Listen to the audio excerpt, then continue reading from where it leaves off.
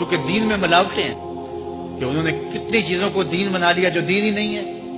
آج درباروں پہ مزاروں پہ چلے جائیں تو جو ہوتا ہے وہ کسی سے مخفی ہے۔ مختلف فرقوں والوں نے جو حال کیا، تو آپ جدھر بھی جائیں، جس بھی طبقے میں جائیں، تو پھر اس دور میں کیا علم مفقود ہو گیا ہے؟ جبکہ 2 نمبر پیر، جاہل، مولوی اور متشدد مزاج لوگ اور کیا کیا کس طرح کے لوگ، اور توحید کے نام سے کوئی صحابہ کو گالیاں دے رہا ہے، کوئی اہل بیت کا بغض پال رہا ہے، اور کیا کوئی سجدے کروا رہا ہے اپنے آپ کو۔ اب اس ماحول کے اندر کیا اللہ امت کو محروم رکھ دے گا کہ اس امت کے اندر کوئی نہ ہو جو کھرا دین پیش کرے؟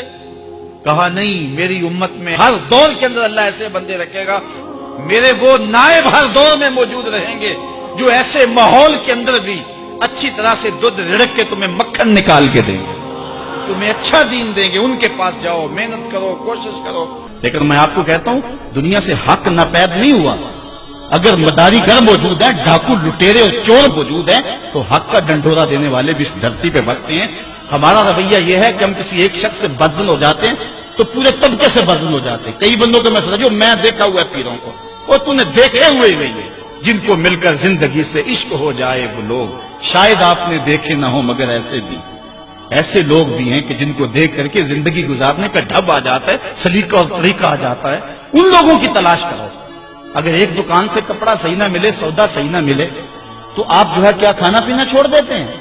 آپ کو پتا پورے شہر سے مٹھائی کہاں سے اچھی ملتی ہے، آپ کو پتا پورے شہر سے کپڑا کہاں سے اچھا ملتا ہے، آپ کو پتا پورے شہر میں جو ہے وہ فلاں چیز اچھی کہاں سے ملتی ہے۔ دین بھی ڈھونڈو کہاں سے خالص ملتا ہے اور کہاں سے نہ خالص ملتا ہے۔ اس کے لیے محنت کرنی پڑے گی، جھولی میں یوں نہیں ڈال دیا جائے گا، اس کے لیے تمہیں جانا پڑے گا، کوشش کرنی پڑے گی۔ ہاں، 1 سے دھوکہ کھاؤ گے، 2 سے کھاؤ گے، 3 سے کھاؤ گے، لیکن جو تم دھوکہ کھاؤ گے تم تو رب کے نام پہ کھاؤ گے نا۔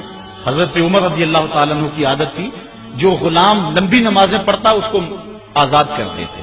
غلاموں کو سمجھ آ گئی، لمبی نمازیں پڑھنی شروع کر دی، آپ آزاد کر دیتے۔ کسی نے کہا عمر تم تو بھولے آدمی ہیں، یہ نمازیں اللہ کے لیے نہیں پڑھتے، یہ آزادی کے لیے پڑھتے ہیں۔ تو حضرت عمر نے کہا یہ مجھے اللہ کے نام پہ دھوکہ دیتے ہیں، میں 100 بار کھانے کے لیے تیار ہوں۔ ایک جگہ سے دھوکہ کھایا، 2 سے کھایا، 3 سے کھایا، 4 سے کھایا۔ جب تمہاری نیت ٹھیک ہوگی منزل ضرور ملے گی، یہ ہو نہیں سکتا۔ خورش دے بدرا جو کب کو حمام کہ یک روز افتد ہمائے بدام۔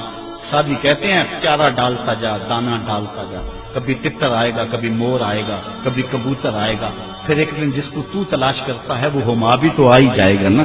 اس لیے حق کے سفر کو نہ چھوڑنا، چلتے رہنا اور راہ حق کی منزل پر انشاءاللہ ایک دن ضرور گامزن ہوگے۔